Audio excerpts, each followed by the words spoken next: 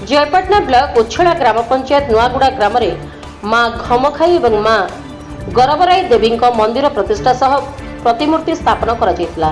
पूर्वतन मुख्यमंत्री नवीन पट्टनायक निजस्व पांठी मुख्यमंत्री सहायता योजना द्वारा तैयारी होतिबा मंदिर रे आज 11टा समय रे मंदिर प्रतिष्ठा सह प्रतिमूर्ति स्थापन करा।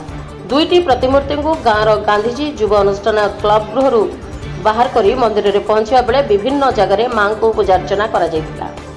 उक्त कार्यक्रम में गाँव पूजक श्रीयुक्त भुवन पुजारी परिवार ग्राम्य पूजा कमिटर सभापति संपादक कर्मकर्ता वार्ड मेंबर जछानंद माझी विजु जनता दल युव सभापति श्री हिमांशु शेखर नायक उपस्थित रही।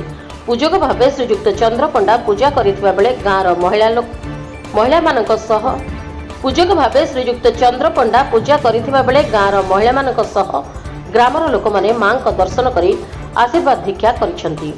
जयपाटना ब्लॉक श्री हिमांशु नायक रिपोर्ट रिपब्लिक ओडिशा साधारण लोकंक स्वर।